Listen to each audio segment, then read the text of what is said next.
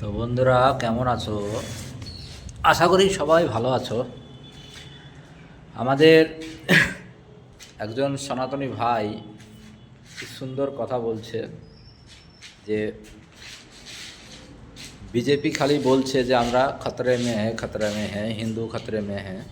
তো এ ভাই যে কথাটা বলছে কত সুন্দর কথা, দেখো সেও একজন সনাতনী ভাই, তা কী কথাটি বলছে তোমরা দেখো সেই ভিডিওটা, আশা করি সকলেই বুঝতে পারবে। আমি নিজে হিন্দু, তারপর আবার ব্রাহ্মণ। বিজেপি বলছে হিন্দু খতরে মে হ্যায়। আচ্ছা, আমাদের দেশ শাসন করেছে কারা জানেন? 400 বছর আমাদের দেশ শাসন করেছে মুসলমানরা।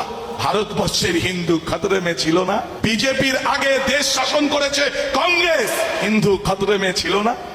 আর তুমি বিজেপি ক্ষমতায় আসার পরে হিন্দুদের তো ভালো থাকার কথা, হিন্দু খতরে মে হ্যায়, ভোট আসলেই হিন্দু খতরে মে হ্যায়, খতরে মে হ্যায়।